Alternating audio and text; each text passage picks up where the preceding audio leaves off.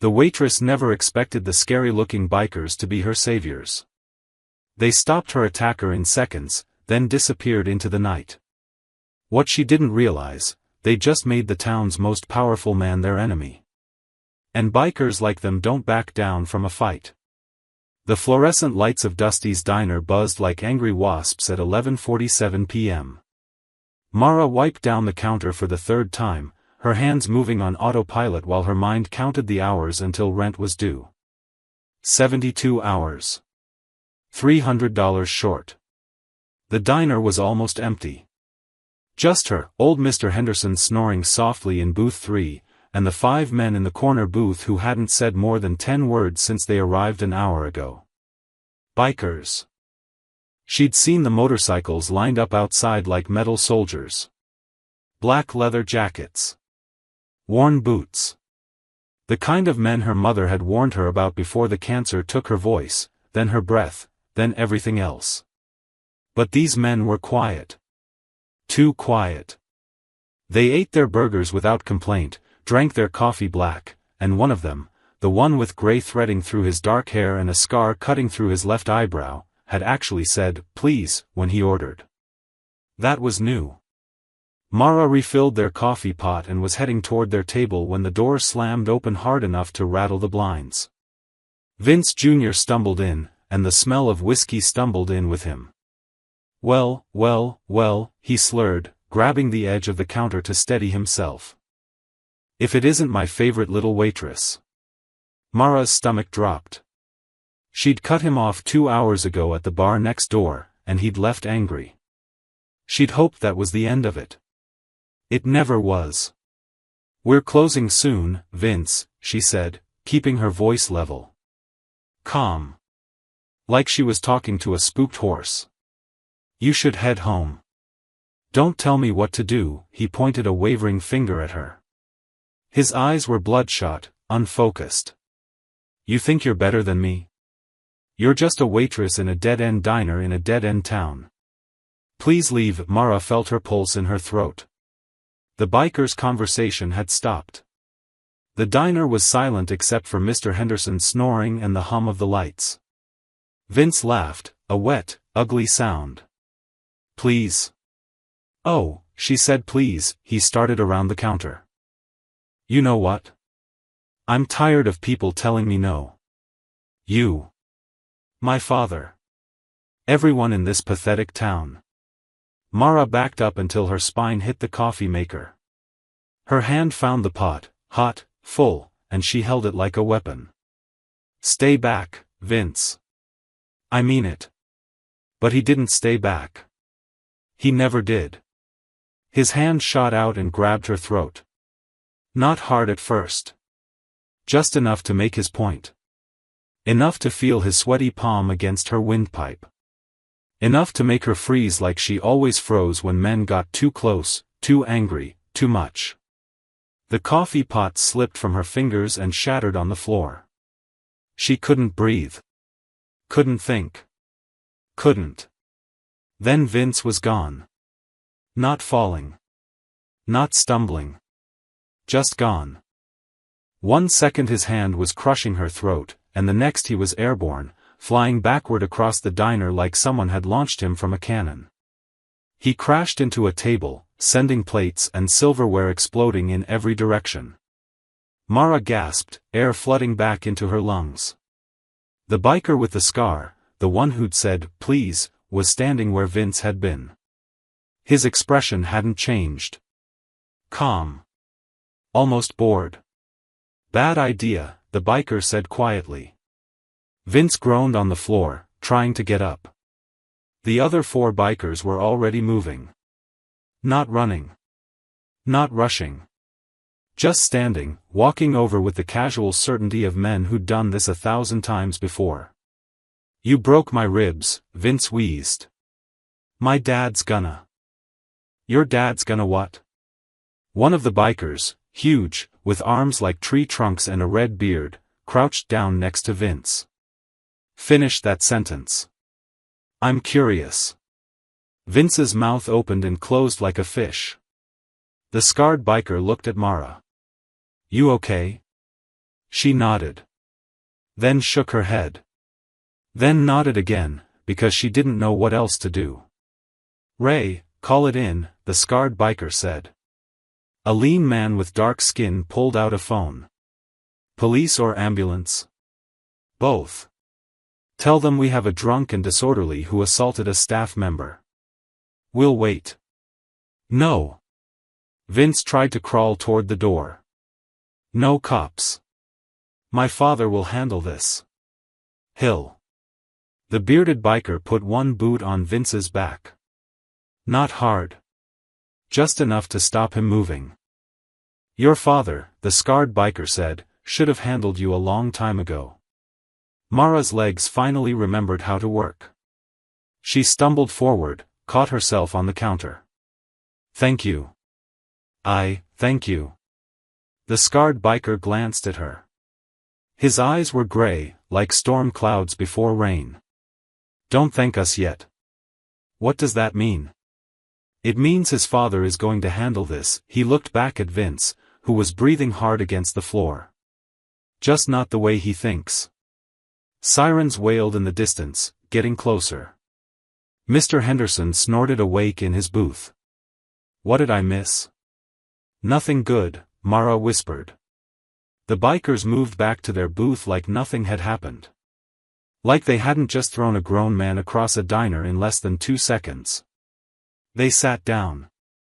Picked up their coffee cups. The scarred one met her eyes one more time before the police burst through the door. And Mara realized something that made her hands shake worse than Vince's grip had. She wasn't afraid of these men.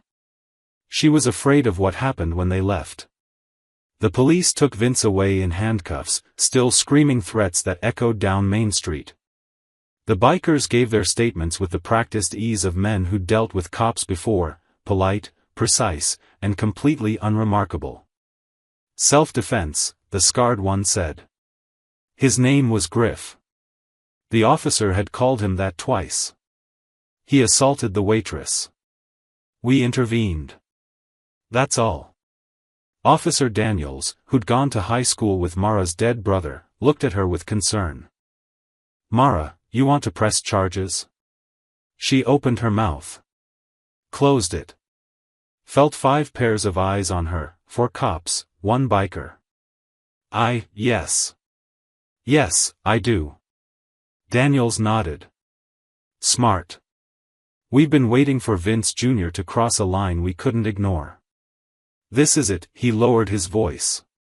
"But his father's not going to take this well. Vincent Hale owns half this town, and he thinks that means he owns the law too." "What are you saying?" "I'm saying be careful. Lock your doors. Maybe stay with a friend for a few days." Mara almost laughed. Friends. In a town where everyone knew everyone's business but nobody wanted to get involved in anyone's problems. She'd been alone since Tommy died 3 years ago. Alone worked just fine. Until tonight. The police left at 1:15 a.m. The bikers stayed until she'd cleaned up the broken glass and turned off most of the lights. "You should go home," Griff said from the doorway. "This is my job." I close up. "Not tonight." He tilted his head toward the parking lot. "We'll follow you. Make sure you get there safe." "I don't need." "Yeah, you do." His voice was flat, factual. Not unkind, but leaving no room for argument. Vince Jr. made a call before the cops took him. Probably to Daddy. "You've got maybe 12 hours before this gets complicated." Mara's throat tightened, not from fear this time, but from the weight of understanding. "I just wanted him to leave me alone." "You did the right thing." Griff's scarred eyebrow lifted slightly. "Most people don't. That's why men like him keep getting away with it." She grabbed her purse and keys with shaking hands. The walk to her car felt too long, too exposed. Every shadow looked like Vince's father. Every sound like footsteps. 5 motorcycles rumbled to life behind her, their headlights cutting through the darkness like searchlights. They followed her all the way to her apartment, a cramped studio above the laundromat on 5th Street. She parked. They circled the block once, twice, then pulled up to the curb. Griff killed his engine and swung off his bike with the fluid grace of someone half his age. "We'll be around," he said. "Around where?" "Around." He looked up at her building, peeling paint, crooked shutters, a door that didn't lock right. "You got a phone?" She nodded. "Give me your number." It should have felt intrusive. Dangerous, even. Strange men asking for her number in the middle of the night. But Mara rattled it off anyway, and Griff punched it into an old flip phone that looked like it had survived a war. "Something feels wrong, you call. Don't wait. Don't think about it. Just call." "Why are you doing this?" For the first time, something flickered across his face. Not quite pain, but close. "Because nobody did it for someone I loved. And she paid for that." Before Mara could ask what he meant, Griff was back on his bike. The engines roared, and then they were gone, disappearing into the night like ghosts. Mara climbed the stairs to her apartment, her legs heavy as concrete. Inside, she locked the door, pushed a chair against it, and sat on her second-hand couch in the dark. Her phone buzzed. "Unknown number, we're 2 blocks east. You need anything, we're close." She stared at the message for a long time. Then typed back, "Thank you." The response came immediately, "Sleep. Tomorrow's going to be rough." Morning came too soon. Mara's alarm screamed at 6 a.m. She dragged herself to the diner by 6:45, her throat bruised purple where Vince's fingers had been. The owner, Carl, was already there. His face was the color of spoiled milk. "Mara. Office. Now." Her stomach dropped. Carl closed the door behind them and sat down heavily. "I heard what happened last night. Vince attacked me. I pressed charges. The police have it all." "I know," Carl rubbed his face. "And Vincent Hale called me at 5 a.m. You know what he said?" Mara shook her head. "He said if I don't fire you, he'll pull his construction contracts. His family's been eating here for 40 years, and suddenly I'm harboring troublemakers." Carl looked at her with genuine sadness. "I can't afford to lose his business, Mara. I'm sorry." The words hit harder than Vince's hand. "You're firing me? For being assaulted? I'm letting you go. 2 weeks' pay, and I'll write you a reference." "A reference for what?" "There's 3 restaurants in this town, and Hale's family influences all of them." Mara stood, her chair scraping loud. "So what am I supposed to do?" Carl wouldn't meet her eyes. "I don't know. But I can't help you. Nobody can." Mara walked out of the office, untied her apron, and dropped it on the counter. Outside, the morning sun was too bright. Too cheerful. She stood in the parking lot, unemployed and alone, and laughed because crying felt too easy. Then she saw them. 5 motorcycles. Parked across the street. Engines off. Waiting. Griff raised one hand, not a wave, just acknowledgement. And somehow, that made everything worse. Because now she owed them. And in Mara's experience, debts always came due. Mara didn't cross the street. She stood there, frozen between the diner and the bikers, until Griff made the decision for her. He walked over with his hands in his pockets, no threat in his posture, just certainty. "You got fired," he said. "Not a question." "How did you?" "Saw you throw down the apron. Saw your face." He glanced past her at the diner. "Hale works fast." Mara's laugh came out bitter. "Apparently terrorizing waitresses runs in the family." "It's not just waitresses." Griff nodded toward a coffee shop across the street. "Walk with me." She should have said no. Should have gone home, updated her resume, started calling other towns about job openings.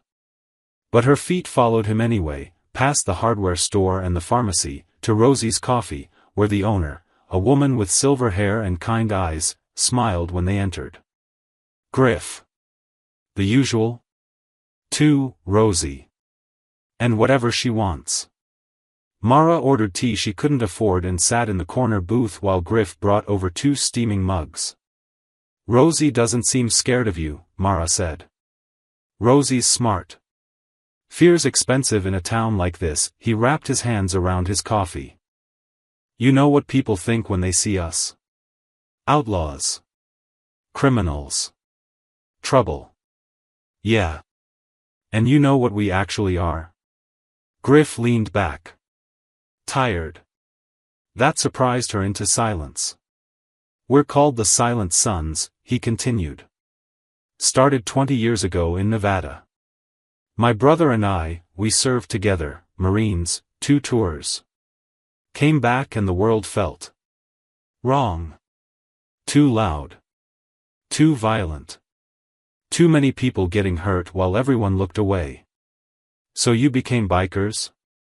"We became what we needed to be." His gray eyes held hers. "We ride. We watch. We step in when nobody else will. That's it. No drugs, no guns for hire, no territory wars. Just protection for people who've run out of options." Mara studied him. The scar through his eyebrow. The lines around his eyes. The way he held his coffee like it might disappear. "Why?" "My sister, Elena." His voice went flat. "She was 22. Waitress, like you.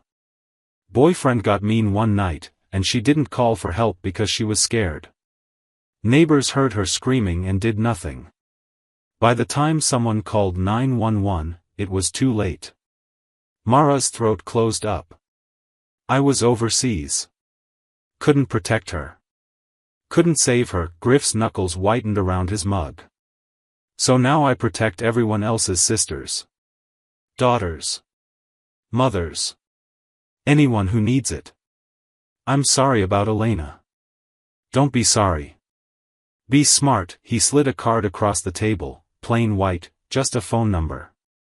"Hale's going to escalate. Men like him don't know how to lose small.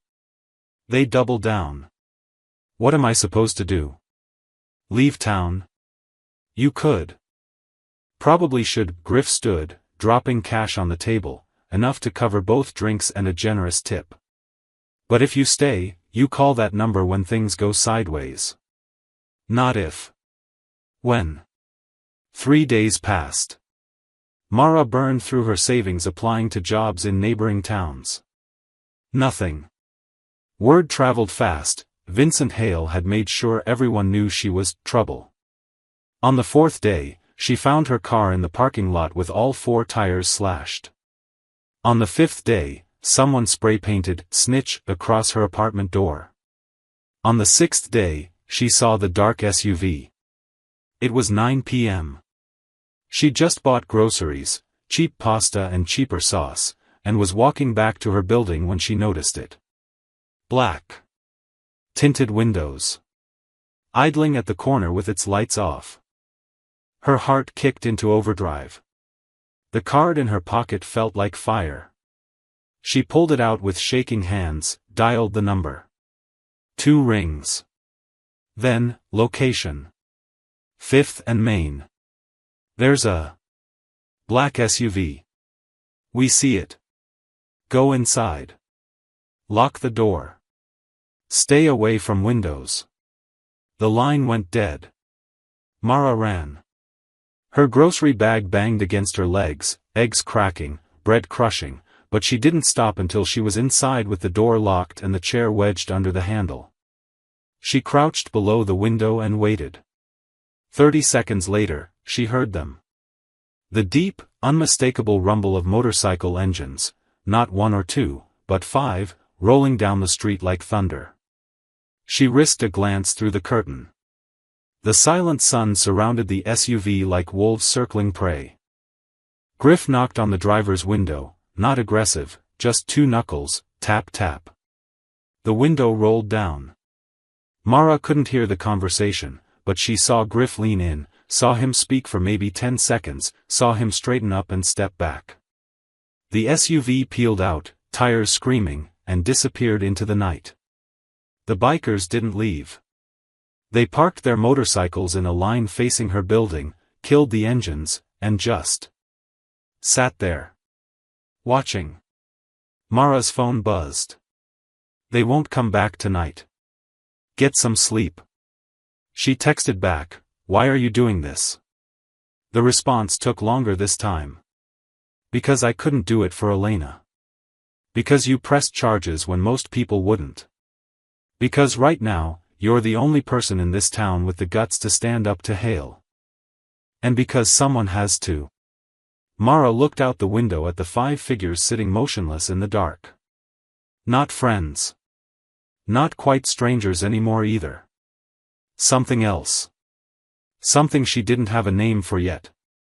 She ate broken eggs and crushed bread for dinner, watched the bikers through her window until exhaustion pulled her under, and dreamed of her brother Tommy, how he'd always promised to protect her, right up until the night he couldn't protect himself. When she woke at dawn, the motorcycles were gone. But on her doorstep sat a bag of groceries, eggs, bread, pasta, sauce.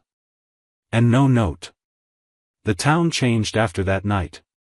Or maybe Mara just started seeing it differently. She noticed how people crossed the street when Vincent Hale's Mercedes drove past. How Mrs. Chen at the grocery store always had bruises on her wrists but swore she was just clumsy, how Officer Daniels looked tired in a way that had nothing to do with long shifts. Fear had roots in this town. Deep ones. Mara started walking more. Without a job, she had time to see things she'd missed while running between shifts. The boarded-up shops on Maple Street, businesses that had refused to pay Hale's protection fees, the for sale signs multiplying like weeds. The way young people fled the moment they turned 18. This town was dying. And everyone knew who was killing it. On the 8th day, she went back to the diner. Not to beg for her job back. Just to pick up her final paycheck. Carl had the decency to look ashamed when he handed her the envelope. I heard about your tires, he said quietly. And the spray paint. Mara, I'm sorry. I really am. But not sorry enough to do anything about it. He flinched. You don't understand. Hale owns my supplier. My insurance company. He could shut me down in a week.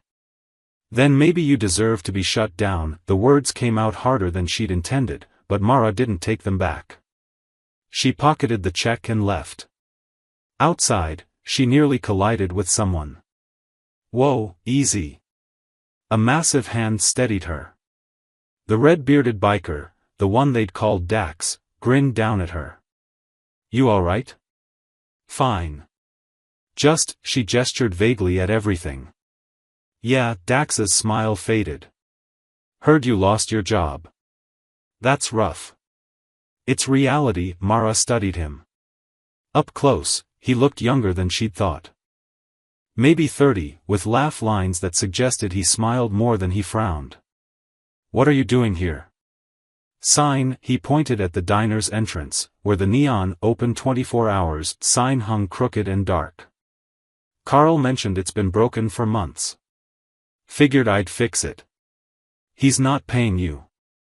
Didn't ask him to, Dax shrugged. Town needs a diner. Diner needs a sign. Simple math. Mara watched him pull tools from his saddlebag, well used, carefully maintained. Why do you guys care so much about this place? Because every town's got people worth protecting. You just gotta look past the fear. He glanced at her. You eaten today? She hadn't. Come on. Ray's making lunch at our place. You look like you could use a real meal. Your place? Motel on Highway 9. Nothing fancy, but the coffee's hot and Ray can cook better than anyone in this town. Dax headed toward his bike. You coming or not? Every survival instinct told her to say no. Strange men. Isolated location. Bad idea written in neon letters. But her stomach growled, her bank account was dying, and honestly, she was tired of being afraid. Okay, she said. The Starlight Motel looked exactly like it sounded, faded glamour from the 1960s, slowly surrendering to time and weather. But the parking lot was clean, the bikes lined up with military precision, and the smell coming from room 7 made Mara's mouth water. Ray, the lean, dark-skinned biker, was cooking on a hot plate, somehow making magic happen with a single burner and a dented pan. Griff said you might show up, he said without turning around. Hope you like omelets. I like food that isn't cereal. He laughed. Same, honestly. Sit. 5 minutes. The room was small but organized. Sleeping bags rolled tight. Gear stowed neatly. A map of the town spread across one bed, marked with X's and circles that Mara didn't understand. Griff sat at the small table, reading a worn paperback. He looked up when she entered. You came. Dax insisted. Said Ray can cook. Ray can do a lot of things. Griff closed his book, something by Cormac McCarthy. How you holding up? I'm unemployed, harassed, and apparently having lunch with a biker gang at a sketchy motel. Mara sank into the other chair. So, you know, living the dream. The corner of Griff's mouth twitched. Almost a smile. Could be worse. How? You could be doing it alone. Ray slid plates onto the table, perfect omelets, toast somehow made without a toaster, even sliced tomatoes arranged like he cared how they looked. Eat up. We've got work after this. Work? Mara asked through her first bite. God, it was good. Sign repair, Dax said, joining them with his own plate. Then Mrs. Chen's back door, locks broken. Then the elementary school playground, swings need fixing and nobody's got the budget. Mara stared. You're fixing the town? Small stuff. Ray sat cross-legged on the floor, eating efficiently. Things that fall through cracks. People notice when their neighborhoods start falling apart. They stop caring. Stop trying. We're just reminding them it's worth the effort. But why? The question burst out of her. You don't live here. You don't owe us anything. Why do you care? The room went quiet. The three bikers exchanged glances, some silent conversation Mara wasn't part of. Finally, Griff spoke. Every town we ride through, we ask ourselves the same thing, is this place worth saving? Most aren't. Too far gone, too much corruption, or people just don't want help. He met her eyes. But you pressed charges. You stood up. That means something. It means I'm stubborn and stupid. It means you're brave. Griff's voice was firm. And if you're willing to fight, then so are we. Mara's throat tightened. When was the last time someone had called her brave? When was the last time anyone had fought for her instead of against her? There's a town meeting tonight, she said slowly. About increased safety concerns, which means Hale's going to paint you as the problem and push for you to leave. Griff nodded. We know. We'll be there. That's a terrible idea. The whole town will be there. Hale's people. Good, Dax interrupted, grinning. Let them see us. Let them see we're not hiding. Ray stood, collecting plates. Fear lives in shadows. Time to turn on some lights. The town hall smelled like old wood and anxiety. Every folding chair was filled by 7 p.m., with more people standing along the walls. Mara had never seen this many residents in one place, not even for the 4th of July festival. Fear was a powerful motivator. She'd claimed a seat in the back corner, trying to be invisible. But Vincent Hale spotted her immediately. He sat in the front row, silver-haired and handsome in an expensive suit, and when their eyes met, he smiled. It wasn't friendly. "Thank you all for coming," Mayor Peterson began, his voice wavering. He was 73 and had been mayor for 20 years, back when the position actually meant something. Now he was just Hale's puppet with a title. "We're here to discuss the recent incidents involving outside elements in our community." "Outside elements," someone shouted. "You mean those bikers?" Murmurs rippled through the crowd. Mara sank lower in her seat. Hale stood smoothly, commanding attention without effort. "I appreciate Mayor Peterson's diplomacy, but let's speak plainly. 5 dangerous men have invaded our town. They've assaulted my son. Your son attacked a woman." The words burst out of Mara before she could stop them. Every head turned. The room went silent. Hale's smile widened. "Ah, Miss Torres. The source of all this trouble. Tell me, how much are these bikers paying you to lie about my boy?" "I'm not lying." He grabbed my throat. "The police have my statement." "The police have a story you told them while in shock," Hale interrupted. "My son made a mistake, he'd been drinking, yes, and he apologizes for his behavior. But these men nearly killed him. Broke 3 of his ribs. Is that justice?" The crowd murmured approval. Mara felt her face burn. "Where's Vince now?" she asked loudly. "If he's so sorry, why isn't he here to apologize himself?" Hale's expression hardened. "He's recovering from injuries sustained when those thugs."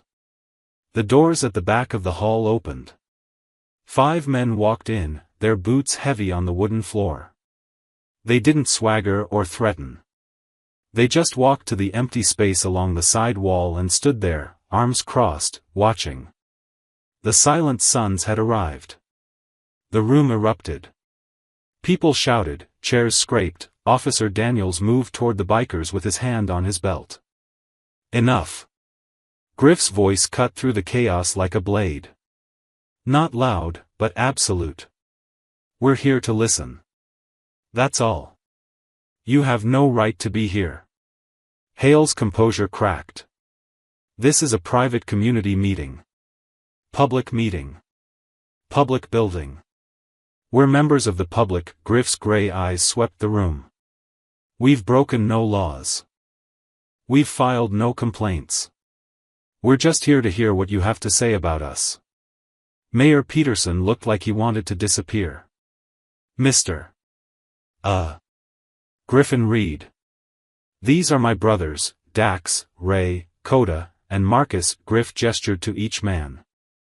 "We're the Silent Sons. We're not a gang. We're veterans and volunteers. We ride, we help where we can, and we move on. You attacked my son." Hale's face flushed red. "We stopped your son from committing assault." "There's a difference." Griff's voice stayed level. "The police report supports this. The security footage from the diner supports this. The bruises on Miss Torres's throat support this." Mara touched her neck unconsciously. The purple had faded to yellow-green, but it was still visible.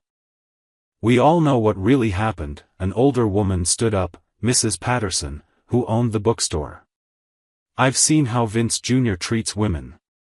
My daughter quit working at his father's real estate office because he wouldn't keep his hands to himself." "That's a lie."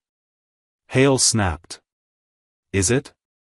Another voice, Mr. Chen from the grocery store. "Because my wife has stories too. Lots of women in this town have stories. We just don't talk about them because we're scared." The room shifted. Something in the air changed. "Scared of what?" Griff asked quietly. Mr. Chen looked at Hale, then away. "Losing our businesses. Our homes. Our lives we've built here." "That's ridiculous," Hale said, but his voice had lost its certainty. "I'm a businessman, not a mobster. I don't threaten people. You don't have to. Mara stood up, her legs shaking but her voice steady. You own the bank that holds mortgages. The insurance companies. The suppliers. You don't threaten people directly, you just make their lives impossible until they give you what you want. Careful, Miss Torres, Hale said softly. Slander is a serious accusation. Truth is a defense against slander. Griff moved slightly, positioning himself between Hale and Mara. And here's another truth, your son is out on bail for assault. The trial's in 6 weeks.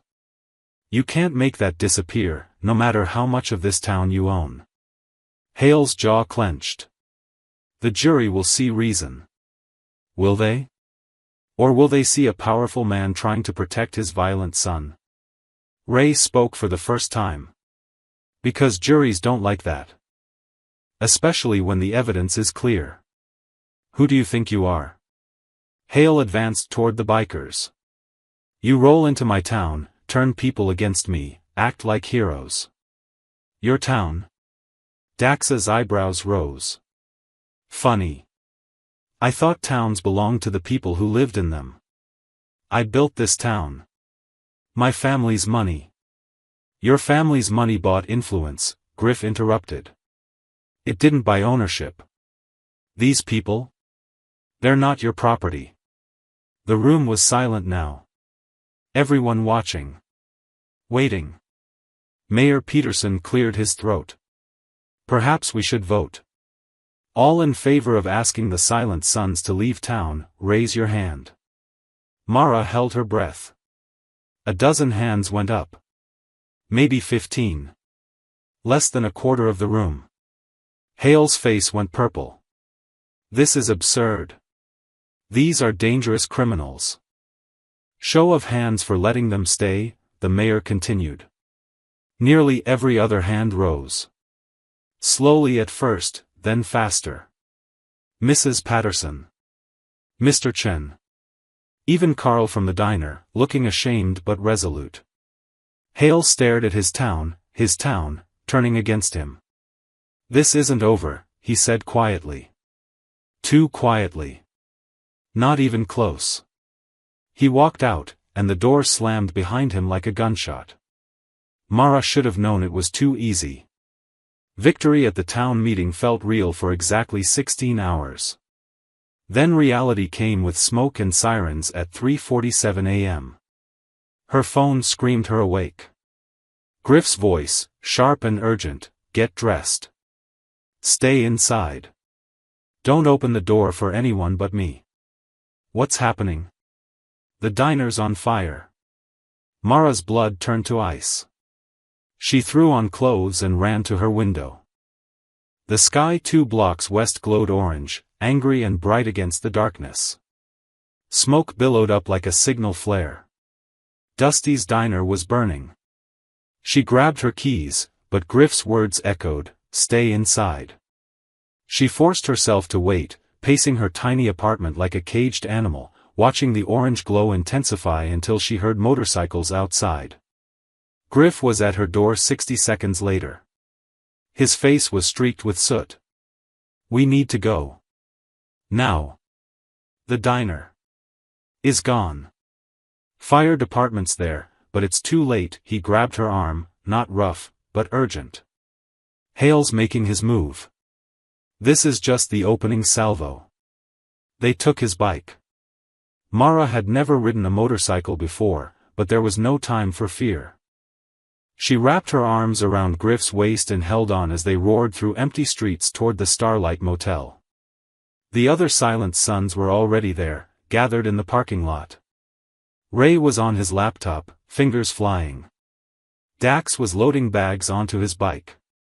Coda, silent until now, was checking weapons. Not guns, Mara realized. Knives. Batons. Defense, not offense. Marcus, the 5th member she'd barely noticed before, had binoculars trained on something in the distance. 3 vehicles, he reported. His voice had a clipped, military precision. SUVs. Circling the motel perimeter.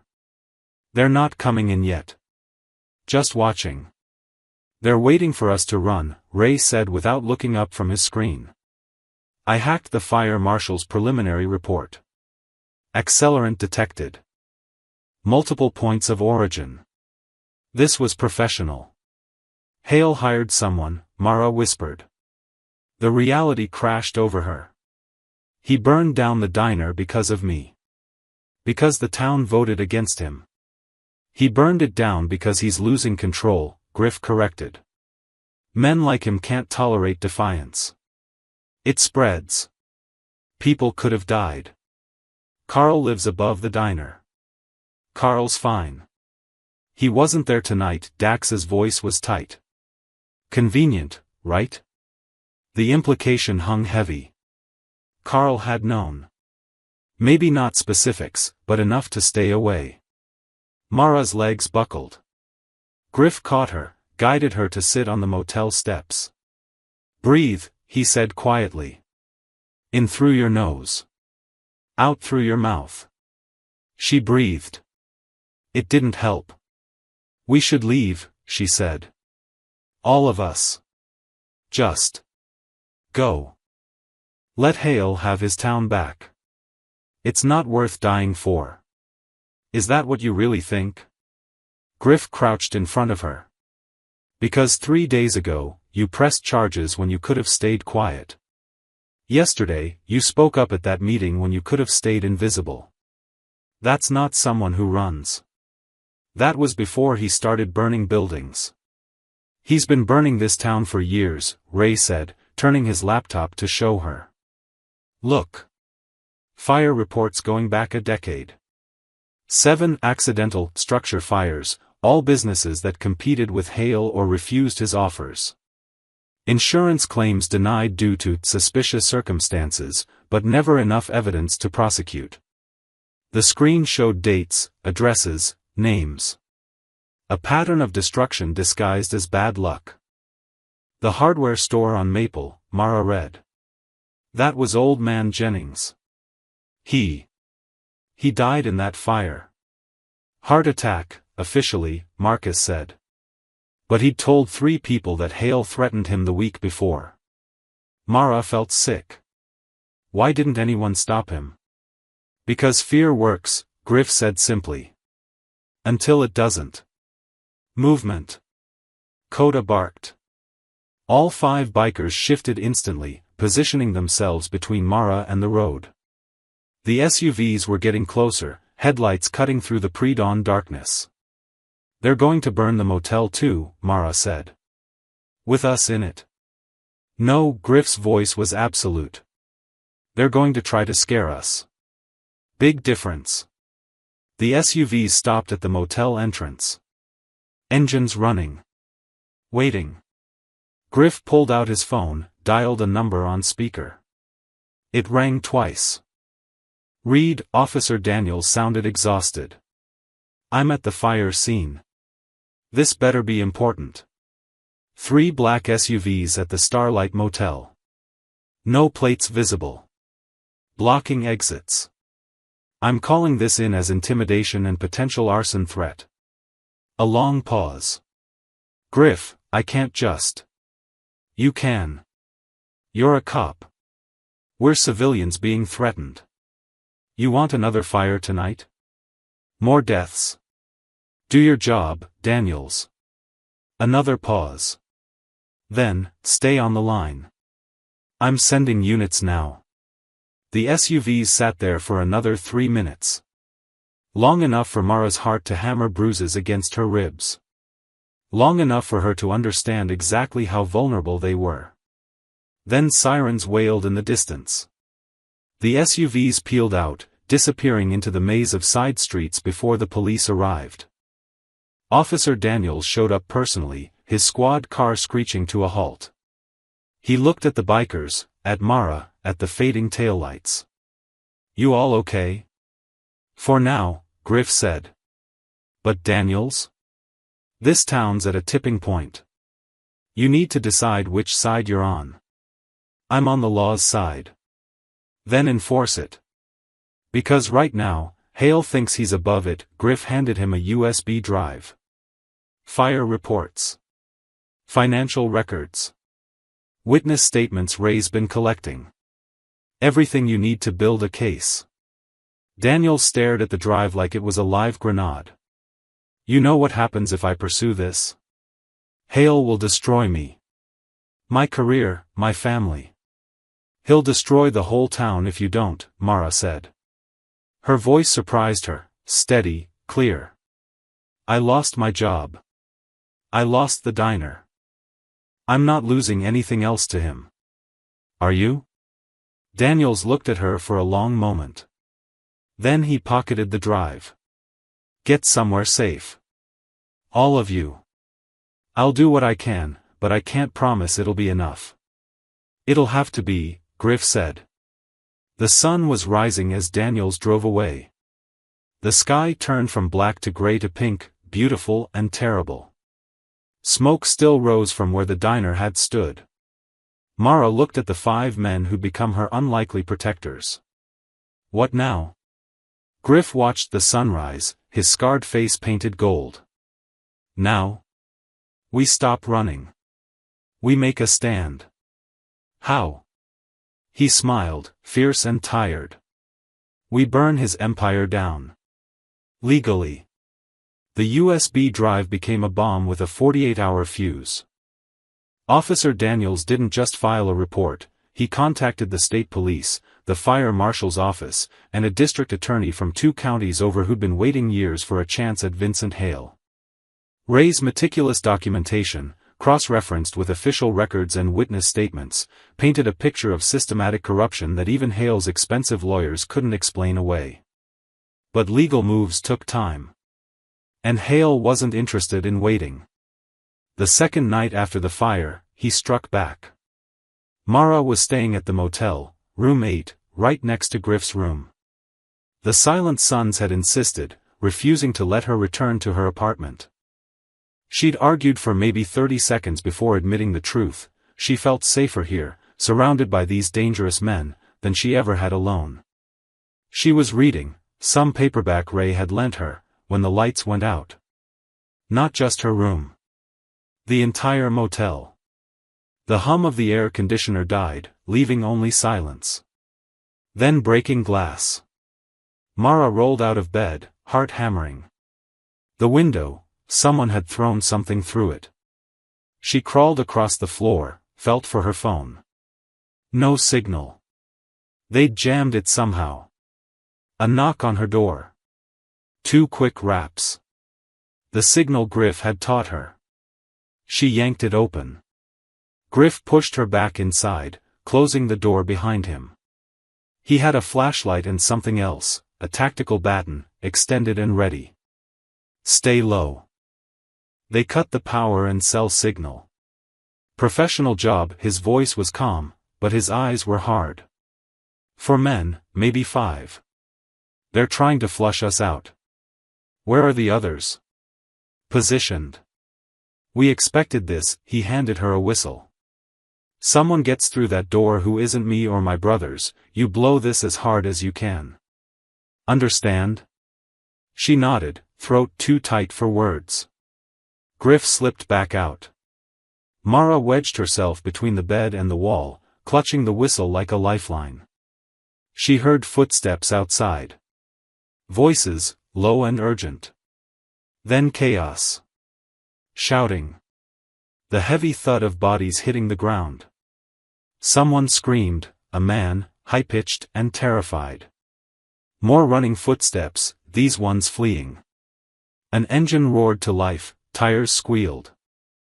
Silence crashed back in, somehow louder than the noise. The door opened. Mara nearly blew the whistle before she recognized Dax's massive silhouette. Clear. You can come out. The parking lot looked like a disaster zone. 3 men were zip-tied on the ground, faces bloody, groaning. Marcus stood over them with his baton, breathing hard but controlled. Coda was photographing everything with a camera that had night vision. Ray was already on a satellite phone, one they kept for emergencies, talking rapidly to someone. Griff stood in the center of it all, holding a wallet he'd taken from one of the attackers. He flipped it open, studied the ID, and laughed, a sound without humor. What? Mara asked. They're cops. He showed her the badge.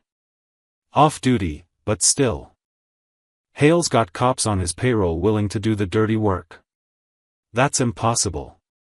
It's reality. Officer Daniels stepped out of the shadows, his service weapon drawn but pointed at the ground. His face was twisted with disgust.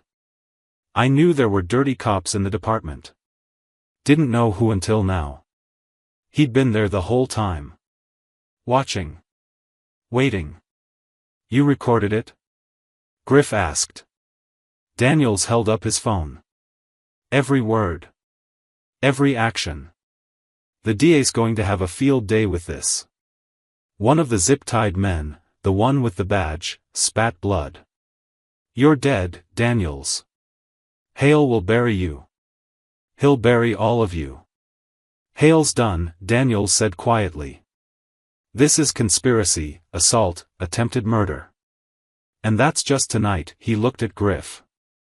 The DA's already got enough from that USB drive to freeze Hale's assets pending investigation. This just sealed it. He'll run, Marcus said. Men like him always have an exit strategy. Not this time. Ray pocketed his phone. I've been monitoring his accounts for the past 24 hours, totally illegal, don't ask me how.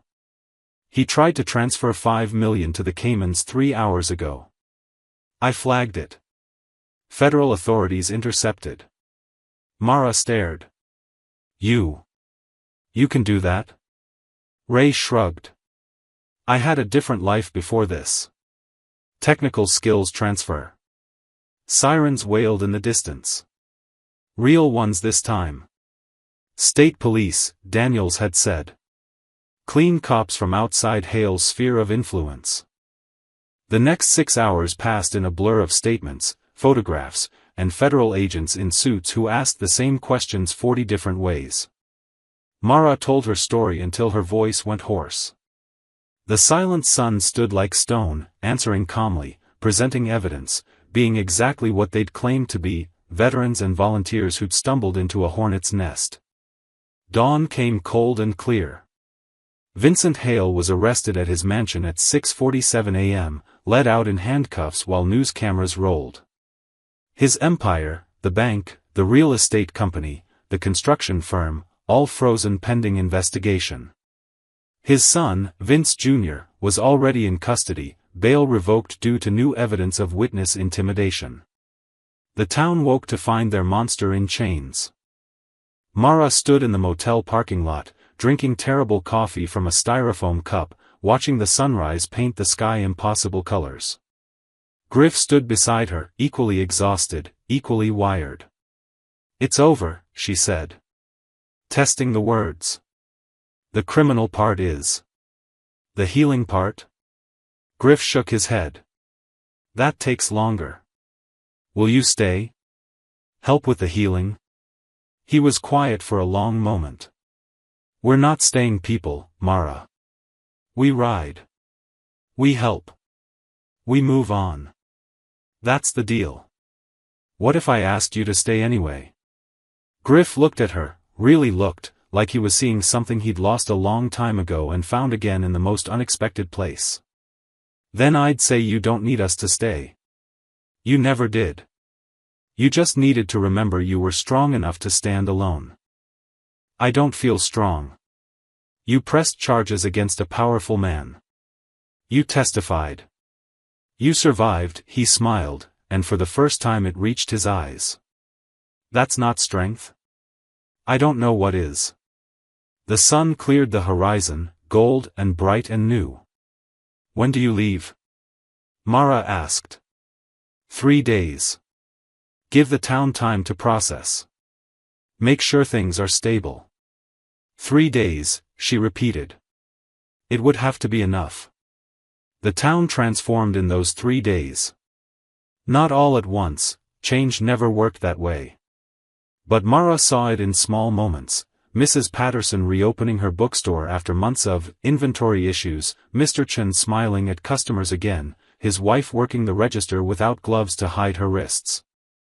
Carl standing in the ruins of the diner with an architect, talking about rebuilding. The fear that had choked this place for a decade was finally lifting. On the second day, something unexpected happened. Mara was helping sort donated supplies at the community center, clothes, food, necessities for families who'd been quietly suffering under Hale's thumb, when a woman approached her. Young, maybe 25, with a toddler on her hip. "You're Mara Torres," the woman said. Not a question. "Yes?" "I'm Jennifer Hale." She shifted the child to her other hip. "Vincent's daughter-in-law. Vince Jr.'s wife." Mara's whole body tensed. The whistle Griff had given her was in her pocket, but her hand didn't move toward it. Something in Jennifer's eyes stopped her, exhaustion, relief, and something that looked like hope. "I wanted to thank you," Jennifer continued. "For pressing charges. For not backing down," her voice cracked. "I've been trying to leave him for 2 years. His father always stopped me. Threatened to take my son, ruin my family. Now they're both in jail and I'm free." The toddler reached for Mara, and she took him automatically. He was beautiful, dark curls, bright eyes, completely unaware of the storm his family had caused. "How many others?" Mara asked quietly. "How many what?" "How many people wanted to leave? To speak up? To stop them?" Jennifer's eyes filled with tears. "Everyone. We were all just waiting for someone to be brave first." That night, Mara told Griff about the conversation. They were sitting on the motel steps, watching the stars emerge like pinpricks in dark fabric. The other Silent Sons were inside, packing their gear with the practiced efficiency of men who'd done this 100 times. "That's how it always works," Griff said. "One person stands. Others follow. Fear's only powerful when it's collective. I didn't feel brave." "You never do." "Not in the moment." He pulled out a cigarette, didn't light it. Just rolled it between his fingers, an old habit, maybe. "My sister Elena? She called me the night before she died. I was on patrol, couldn't answer. She left a voicemail saying she was scared, that she needed help but didn't know who to ask." Mara waited. "I listened to that message 1,000 times. Trying to hear what I missed. What I could have done differently." He finally looked at her. "You know what I realized? It wasn't my job to save her. It was everyone's job, her neighbors, her friends, the police, the system. But everyone was waiting for someone else to act first. So you became that someone. We all did." He gestured to the motel. "Every man in there lost someone they couldn't protect. We can't change the past. But we can stop it from happening to someone else. Is it enough? What you do?" Griff smiled sadly. "It's never enough. But it's something." The morning they left, the whole town came out. Not to celebrate, that felt wrong with the diner still in ruins and families still recovering. But to witness. To acknowledge.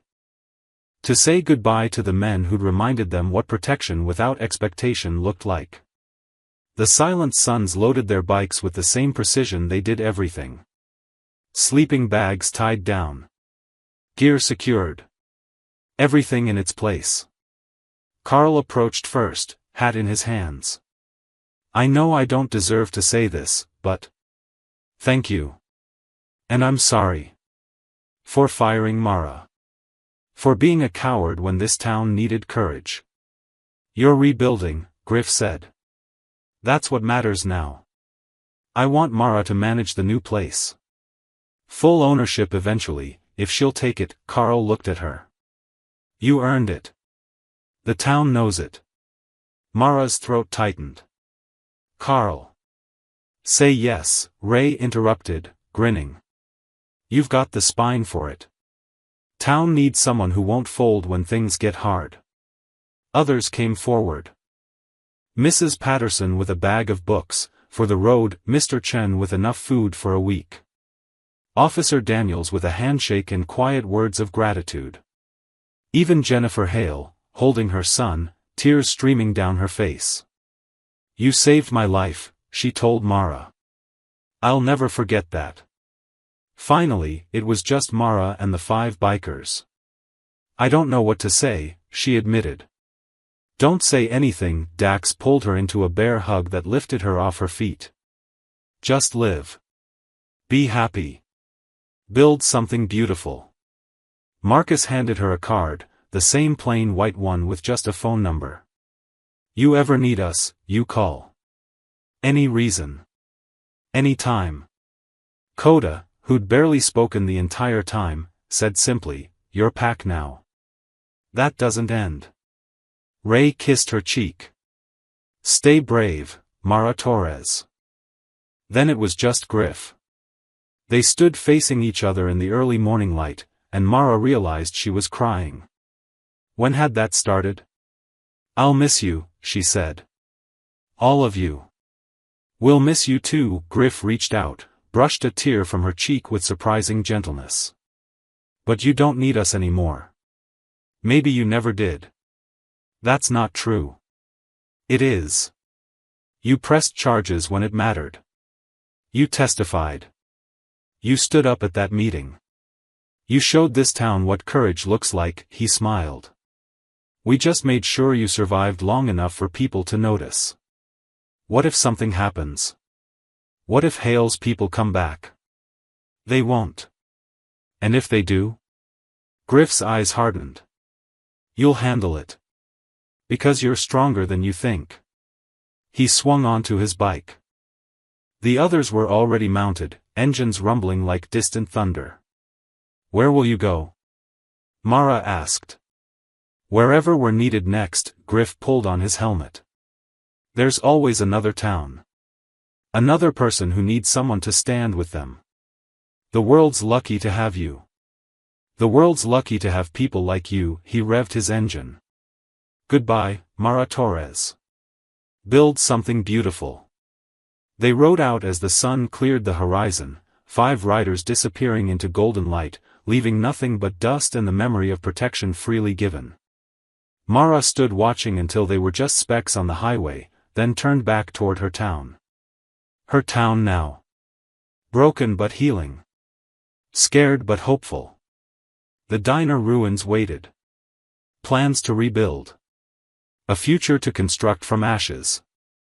She pulled out her phone, looked at the number on the card, and saved it under a single name, family. Then she walked toward the community center, where people were gathering to plan the reconstruction. Where voices that had been silenced were finally speaking. Where a town was learning to stand. Somewhere on Highway 9, 5 motorcycles rode toward the next storm, the next person who needed protecting, the next fight worth having. The silent suns were gone. But their work, the real work of healing and hope, was just beginning. The grand reopening of Dusty's Diner fell on a Saturday in late September, when the air had finally cooled and the leaves were just starting to turn. Mara stood outside at 5:45 a.m., keys trembling in her hand, staring at the building that had risen from ashes. New brick. New windows. The same neon sign, restored by Dax before he left, now glowing bright, open 24 hours. But underneath, a new addition. Smaller, elegant, Mara's place. Carl had insisted. The town had agreed. Even Mara had finally stopped arguing. She unlocked the door and stepped inside. Everything smelled like fresh paint and possibility. The booths were new but styled like the old ones. The counter gleamed. The kitchen had equipment Carl never could have afforded before. Donations had poured in from 3 counties over once the news spread about what had happened. The corner booth, Griff's booth, had a small bronze plaque, reserved for protectors. Mara ran her finger over it, blinking back tears she'd promised herself she wouldn't cry today. Her phone buzzed. A text from an unknown number, heard its opening day. Proud of you. Just those 5 words. No signature needed. She smiled, typed back, wish you were here. The response came immediately, we are. Always. By 6 a.m., a line had formed outside. Mrs. Patterson was first, clutching a potted plant. For good luck, Mr. Chen brought his whole family. Officer Daniels came in uniform, grinning like a kid. Jennifer Hale arrived with her son, now walking and babbling, free from the shadow of his grandfather's name. The diner filled with laughter and conversation and the smell of coffee and bacon. Mara moved through it all in a daze, taking orders, pouring drinks, feeling the weight and wonder of community. Around 10 a.m., a stranger walked in. Tall, lean, with tired eyes and a military bearing. He wore a leather jacket, not motorcycle leather, but close, and carried himself like someone who'd seen things he wished he hadn't. He sat at the counter. Mara approached with her pad ready. What can I get you? Coffee. Black. And information, if you've got it. His accent was southern, soft around the edges. I'm looking for a group calls themselves the Silent Sons. Heard they passed through here a few months back. Mara's hand tightened on her pen. Why? Because I need them. He met her eyes, and she saw it, the same desperate hope she'd carried the night Vince grabbed her throat. My sister's in trouble. Bad trouble. Police won't help, can't help. I heard stories about these men, about what they do. I need to find them. Mara's heart clenched. She thought about Griff's sister Elena. About how one person's cry for help had launched 5 men on an endless road of protection. I don't know where they are, she said honestly. They move around. The man's shoulders slumped. Right. Of course. It was a long shot anyway. He pulled out his wallet. What do I owe you for the coffee? Nothing. Mara made a decision that felt both reckless and right. She pulled out her phone, scrolled to the contact labeled family, and slid it across the counter. But you can call this number. Tell them Mara Torres sent you. Tell them someone needs protecting. The man stared at the phone like she'd handed him a miracle. You know them. They saved my life. Maybe they can save your sister's. He copied the number with shaking hands, then looked at her with tears in his eyes. Thank you. God, thank you. After he left, Mara stood at the counter feeling the weight of what she'd just done. She'd connected someone in pain to people who could help. She'd continued the chain. Maybe that was the real legacy the Silent Sons left, not just one town saved, but the idea spreading. Help freely given. Protection without expectation. Courage that inspired more courage. The day blurred past in a rush of orders and congratulations. By 9 p.m., Mara was exhausted and exhilarated, her feet aching and her heart full. She was wiping down the counter when the door chimed. She looked up, ready to politely explain they were closing early tonight, and froze. 5 motorcycles sat in the parking lot, engines ticking as they cooled. 5 men walked through the door. Griff led them, his scarred eyebrow raised in that almost smile she'd memorized. Heard you were opening today. Thought we'd stop by for coffee. Mara's vision blurred. You came back. Just passing through, Dak said, but his grin was warm. Had business 2 towns over. Figured we'd make a detour. Business? Her voice cracked.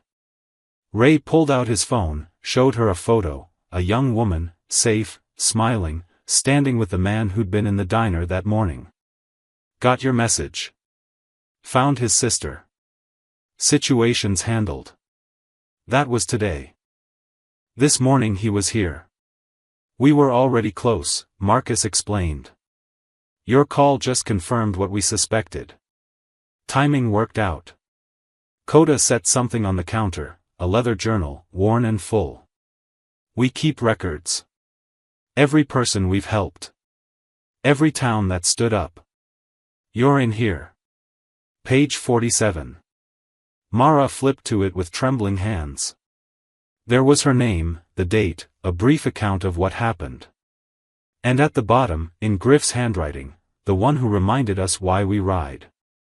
I don't understand, she whispered. Griff sat at the counter, his booth might be reserved but this spot was his. You asked us once why we do this. The real answer?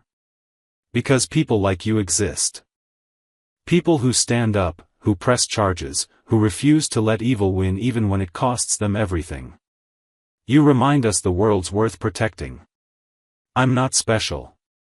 You pressed charges, Ray interrupted. Do you know how rare that is? How many people we meet who won't, who can't, who are too scared. You did it. You stood up. That's everything. Mara looked at these 5 men who'd changed her life, who'd changed her whole town, and realized something: they needed people like her as much as she'd needed them. The rescued and the rescuers, locked in an eternal dance of courage inspiring courage. Coffee's on the house, she said, voice steadier now. Always. They stayed until midnight, sharing stories and laughter, filling the new diner with the warmth of found family. When they finally prepared to leave, Mara walked them out to their bikes. Will you come back? She asked. When the road brings us this way, Griff promised. And when you need us. I'll always need you. No, he squeezed her shoulder gently. You'll always want us. There's a difference. And that difference? That's growth. They rode off into the darkness, tail lights disappearing like falling stars. Mara stood in her parking lot, in front of her diner, in her town that had learned to stand, and smiled. The silent suns were gone again. But their legacy remained, spreading like ripples on water, one brave act inspiring another, one protected person becoming a protector, one saved town learning to save itself. And somewhere out there, someone else was making a call, asking for help, continuing the chain. The work was never finished. But tonight, it was enough. Winter came hard that year. By December, Mara's place had become the heart of the town in a way the old diner never was. It wasn't just a place to eat, it was where the town council met to discuss rebuilding efforts, where single mothers brought their kids for free hot chocolate on cold days, where Officer Daniels held informal community meetings every Tuesday night. The corner booth with the bronze plaque remained empty most days. Reserved for protectors. Some people thought it was sentimental. Mara knew it was a promise. She was closing up on a Thursday night, one of those bitter cold evenings where the wind cut through layers of clothing like knives, when a woman stumbled through the door. Young. Maybe 19. Face bruised, lip split, left eye swollen shut. She wore a thin jacket and no gloves, and she was shaking so hard her teeth chattered. Mara was around the counter in seconds. Jesus. Sit down.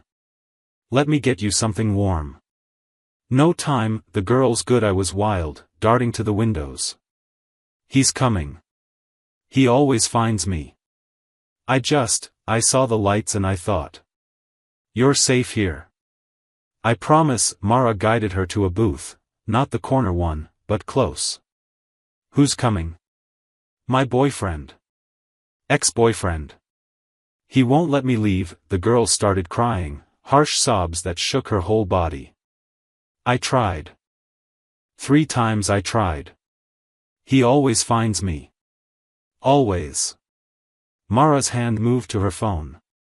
The number saved under family. But she hesitated. The Silent Sons were protectors, not a personal security service. They had other people to help, other towns that needed them. But they said to call if I needed them. Any reason. Any time. What's your name? Mara asked gently. Sarah. Sarah Mitchell. The girl wrapped her arms around herself. I ran from 2 towns over. Took a bus with money I stole from his wallet. He's probably been following the route, checking every stop. Does he know you're here? I don't know. Maybe. He's smart. And mean. And he has friends who, Sarah's voice broke. I don't have anywhere else to go. My family won't help. They like him. Think I'm the problem. Mara knew that story. Different details, same shape. It was the story of every woman who'd ever been told she was overreacting, too sensitive, causing trouble. She made the call. 2 rings. Mara, Griff's voice, alert despite the late hour. What's wrong? I have someone here. Sarah Mitchell. She's running from an abuser. He might be on his way. A pause. The sound of movement, voices in the background. We're in Colorado. 8 hours away, minimum. Mara's heart sank. Oh. I shouldn't have. You should have. You did right, Griff's voice sharpened. Listen carefully. Lock all the doors. Keep her away from windows. Call Daniels, tell him it's a domestic violence emergency and you're harboring a victim. He'll send units. What if they get here first? The boyfriend? Then you do what you do best, you stand. And you make noise. Scream. Fight. Make him know he picked the wrong target. A pause. But Mara? We're coming. Hold on for 8 hours. Can you do that? Yes, she surprised herself with how steady her voice was. Put me on speaker. Let me talk to her. Mara switched to speaker. Sarah, this is Griff. He's someone who helps people like us. Sarah, Griff's voice filled the diner, calm and absolute. I need you to listen. You did the hardest thing, you ran. That took courage most people never find. Now you just need to hold on a little longer. Can you do that? Sarah nodded, then remembered he couldn't see her. Yes. Good. Mara's going to keep you safe until we get there. Then we're going to make sure he never touches you again. You understand? Why? Sarah's voice was small. Why would you help me? You don't even know me. Because someone should have helped my sister.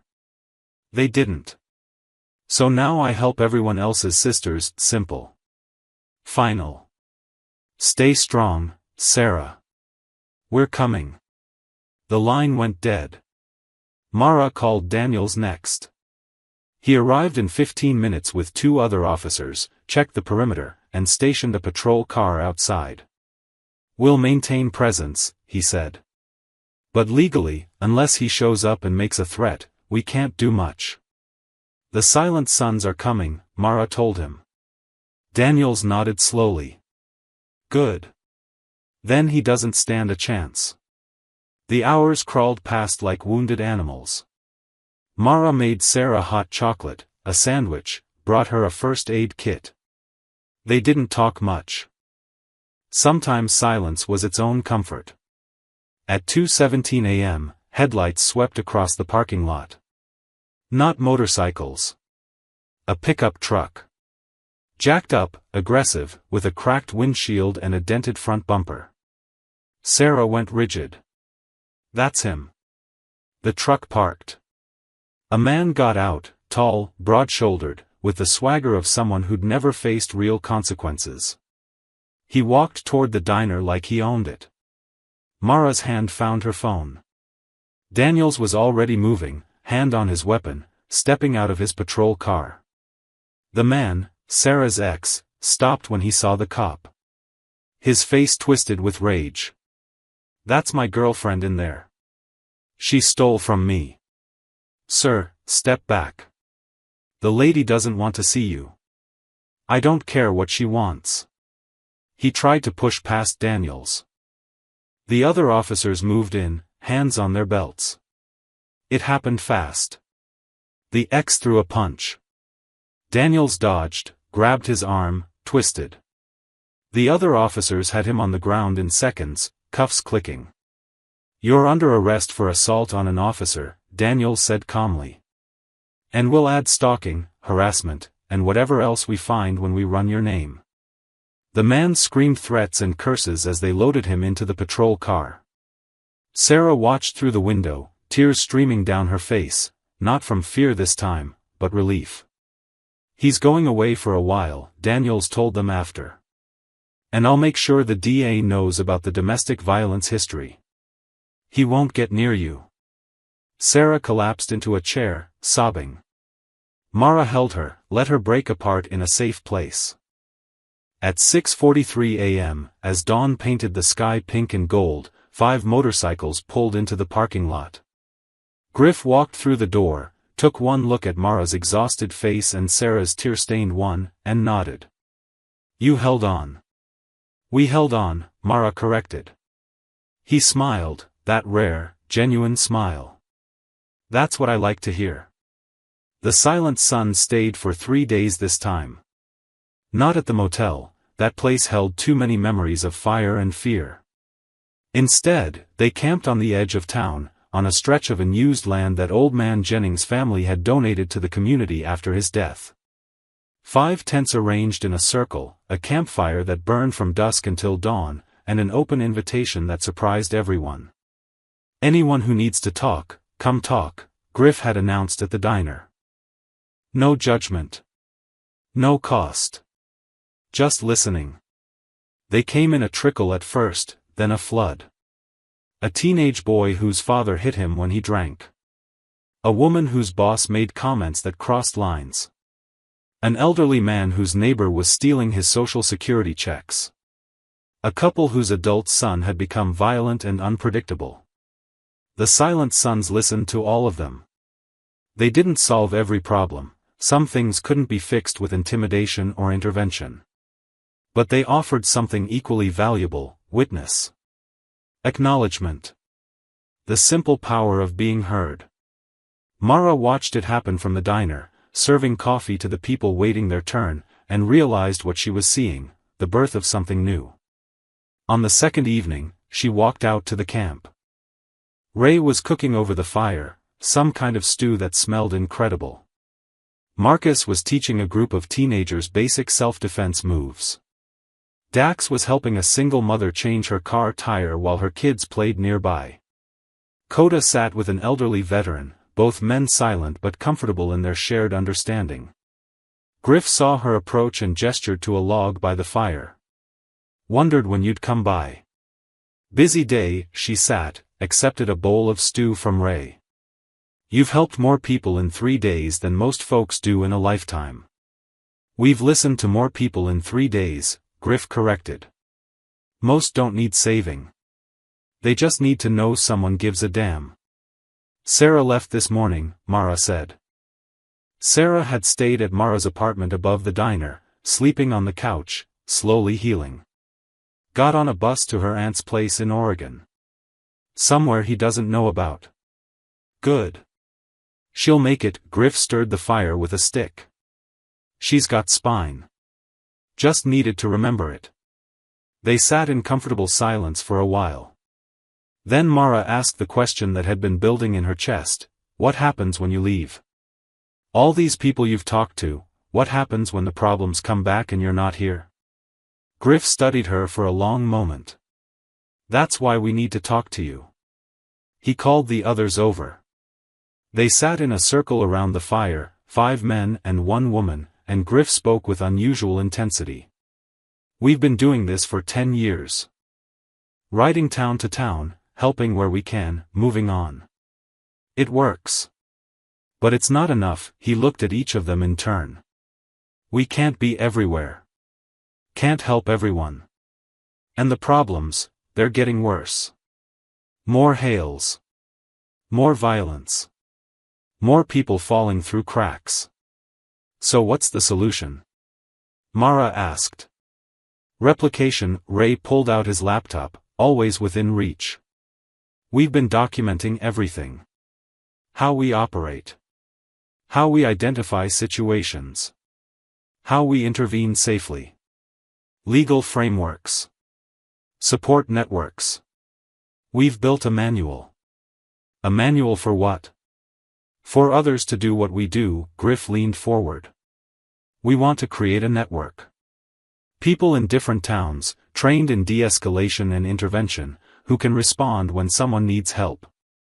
Not vigilantes. Not cops. Something in between. Mara's mind raced. Like a volunteer protection network. Exactly, Marcus nodded.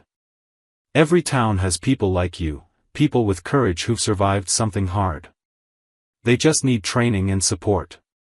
We can't lead it, Griff continued. We're nomads. We need someone stationary. Someone people trust. Someone who's been through it and came out stronger. He held her gaze. We need you, Mara. The words hung in the cold night air. Me? Her voice cracked. I'm just a waitress who got lucky. You're a survivor who pressed charges, Dax interrupted.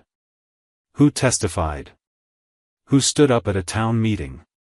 Who opened her diner as a safe space? Who called us when Sarah needed help? He grinned. You're exactly what this needs. I don't know the first thing about. We'll teach you, Ray said. We've already started building the infrastructure. Secure communication channels. Legal resources. Mental health contacts. Self-defense training programs. You'd coordinate it.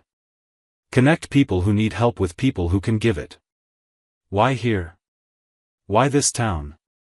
Because this town proved it works, Griff said simply. You stood up to hail. Others followed.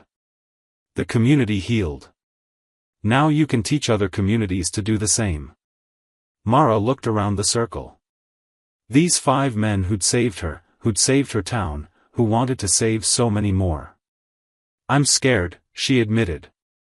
Good, Griff said. Means you'll be careful. Means you'll do it right. When do we start? Coda smiled, the first smile she'd ever seen from him. Already started. Website goes live tomorrow. You're listed as regional coordinator. You didn't even ask me first. Didn't need to, Griff said. We knew you'd say yes. Because you're you. The next morning, the website launched, the Silent Network. A simple design. A clear mission statement.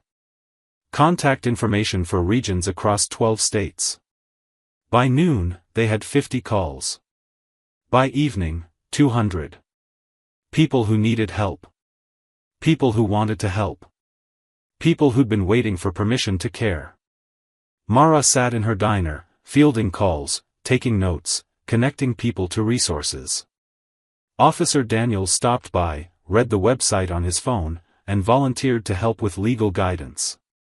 Mrs. Patterson offered the bookstore as a meeting space. Mr. Chen donated funding.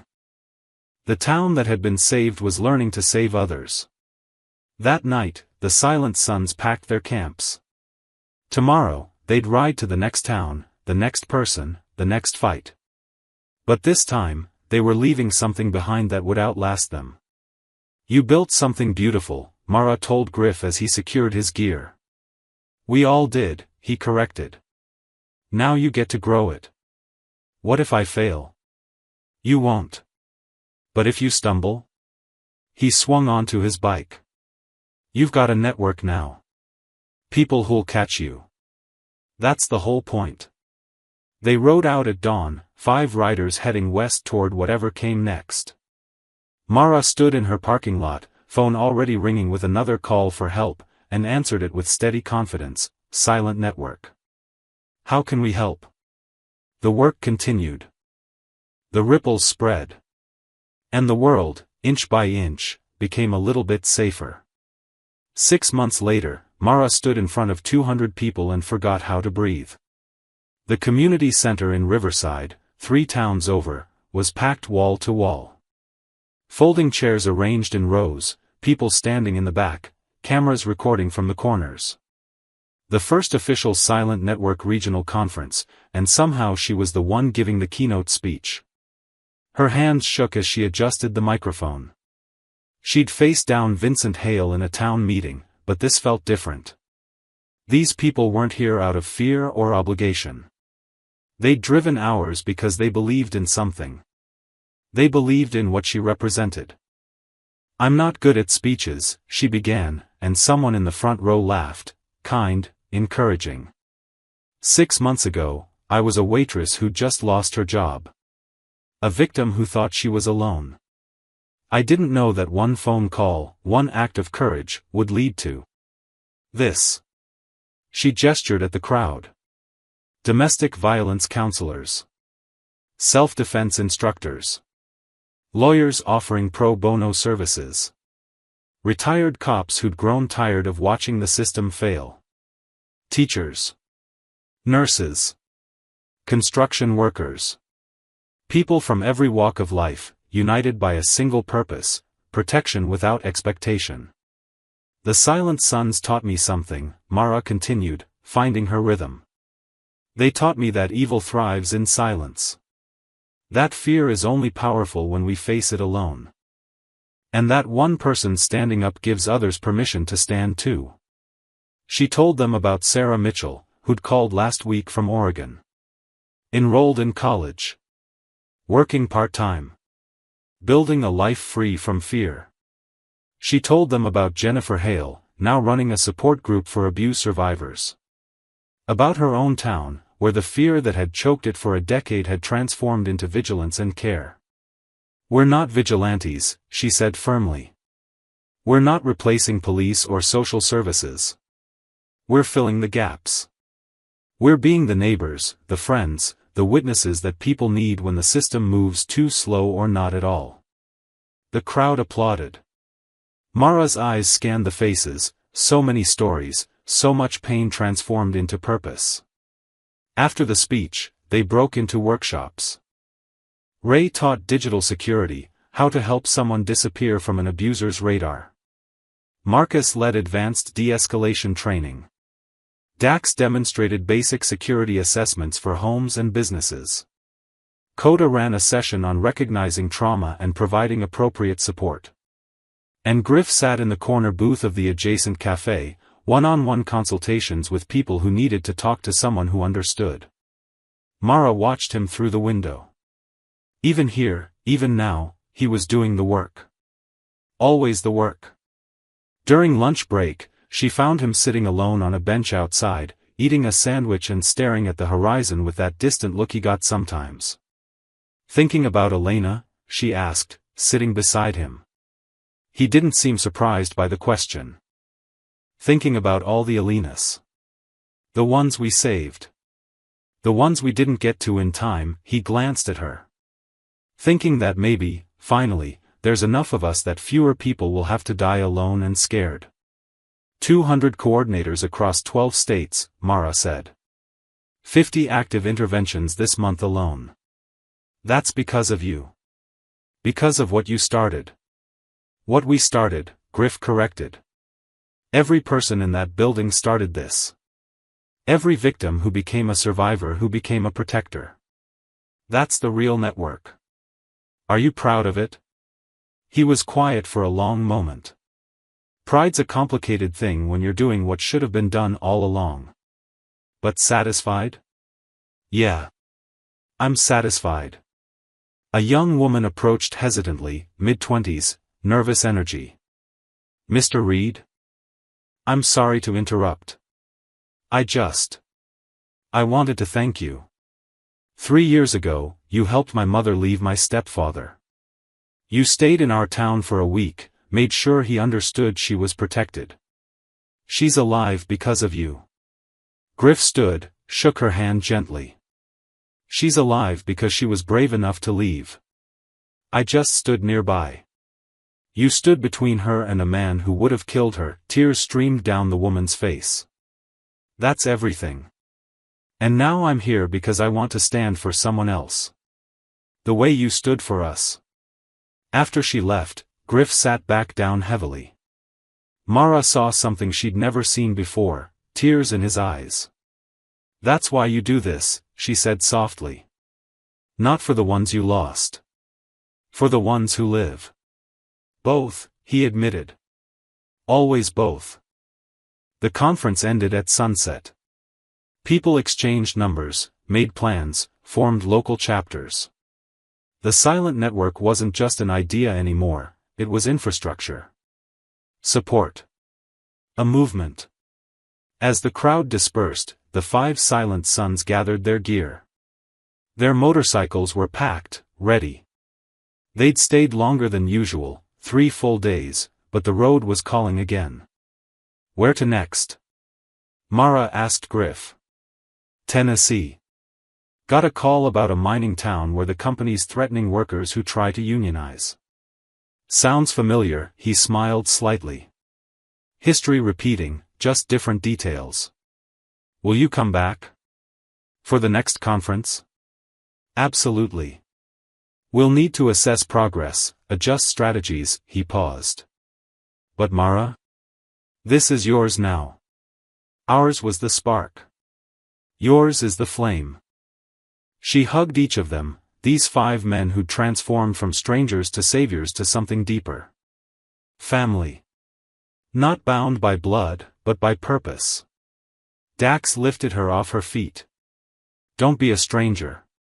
Call us for more than emergencies sometimes. Ray kissed her forehead. You're changing the world. Keep going. Marcus pressed something into her hand, a challenge coin with the Silent Sons logo. You're one of us. Always will be. Coda simply nodded, but his eyes said everything words couldn't. Griff was last.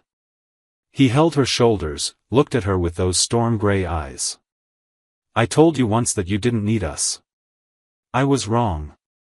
We needed you. We needed to know that what we started would live beyond us.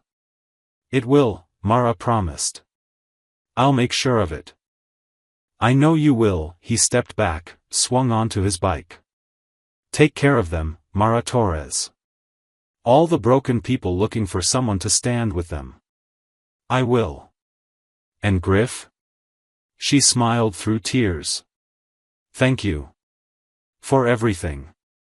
Thank you, he said. For reminding us why we ride. The 5 motorcycles roared to life. Mara watched them disappear into the sunset, 5 riders heading toward the next fight, the next town, the next person who needed them. But this time, they weren't leaving emptiness behind. They were leaving a network. A community. An army of ordinary people doing extraordinary things. Mara pulled out her phone. 17 new messages. People needing help. People offering it. The work never stopped. She answered the first call, Silent Network. This is Mara. Tell me how we can help. And somewhere on a highway cutting through mountains, Griff heard his phone buzz. A text from Mara, we just got our 500th volunteer. The network is growing. He smiled, pocketed the phone, and twisted the throttle. The road stretched endlessly ahead. There were always more people to protect. More towns to save. More victims waiting to become survivors. But now, he wasn't carrying that weight alone. The Silent Sons rode on. And behind them, the network they'd built kept growing, one brave person at a time, one act of courage inspiring another, ripples spreading across the country like light breaking through darkness. The work would never be finished. But together, they were finally enough.